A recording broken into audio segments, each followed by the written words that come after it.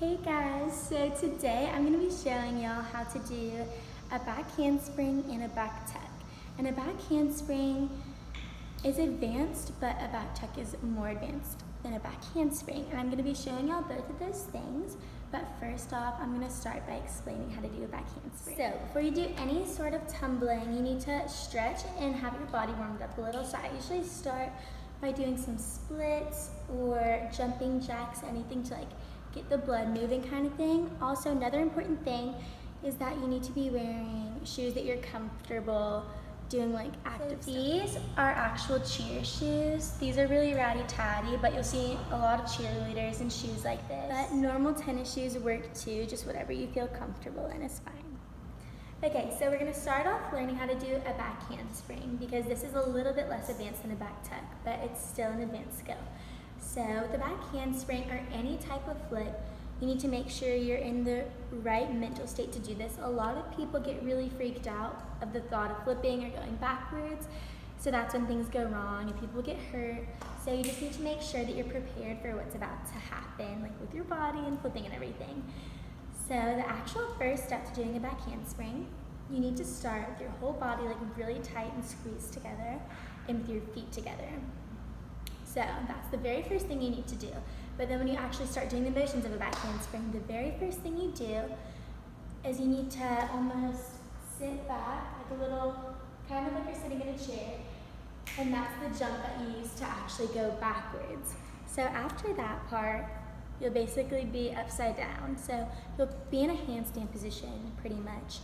And for this part of the back handspring, it's super important to make sure your arms are all the way locked out, because some people tend to bend their arms and that's when people fall or hit their head, stuff like that. So it's super important to have your arms locked out and to have your abs squeezed, just have everything really, really tight so it looks good and you're also doing it with the right technique.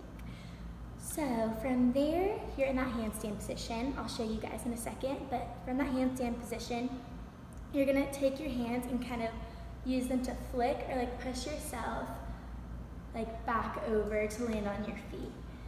So it actually sounds pretty simple. It's not too hard if you've done this before and you know what you're doing. But yeah, so if you're gonna try this at home, please keep those steps in mind and I'm gonna demonstrate real quick.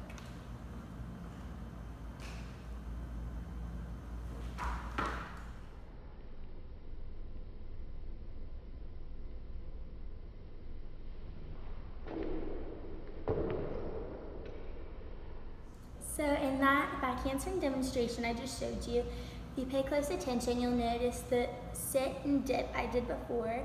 In the middle of the back handspring, my arms were straight, and then I flicked off the ground with my hands, and then I landed on my feet. And so during that, I made sure everything was super tight and squeezed, and so that's how you do a back handspring. So now we're gonna move on to the back tuck, and this skill is a little more advanced than a back handspring, but it has a lot of the same ideas. We're gonna keep our whole body tight and we're gonna start with our feet together, the same sit and dip motion. So let's get into it. So the very first thing you need to do is, same as the back handspring, stand with your whole body tight with your feet together. And after this, you're gonna do the same dip motion, but for a back handspring, when you do the dip, that motion, you would go dip and go straight backwards. But for a back tuck, we wanna get height because our body's not going to be touching the ground at all, no hands or anything. So after we dip, we want to go straight up, so that way we have a higher jump to get our body over without falling, since our hands aren't going to be touching the ground or anything. So after that, sit, dip, and jump. You need to jump really, really high. And basically after you jump, you'll pull your knees towards your chest, and that'll create the motion of the actual flipping part, going backwards. And so from here, so after you sit, jump, pull your knees to your chest, a lot of people like to grab underneath or whatever you're comfortable with to get that tuck position, so it makes the flip a little bit speedier to get over. And once you do that, you'll be flipping, and towards the end of the flip, you'll start to see the ground. And so when people see the ground, that's usually when they let go of their tuck position and they just land. So I'm gonna demonstrate all that for y'all right now.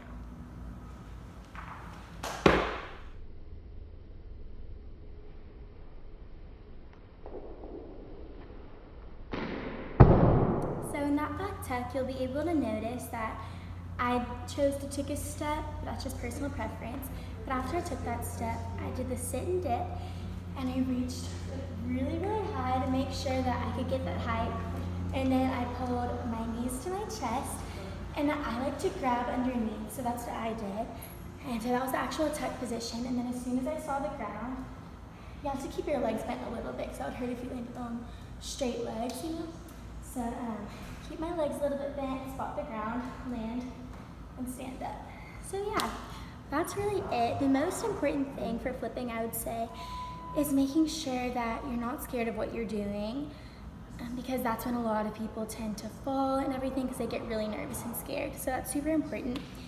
But really, for any type of flip that you're doing, a few of the same basic things apply, like being tight, always keeping your feet together, and just being mentally prepared so you don't freak out in the middle. So I hope y'all enjoyed my demonstration of how to do a back handspring and a back tuck. I hope this is helpful for any of you that want to try this, but please try with caution. I've been cheering for a few years, so I'm used to doing this stuff. But I've had a lot of friends go and try this and they do great. So if you do try this at home, be very safe and keep all those things in mind.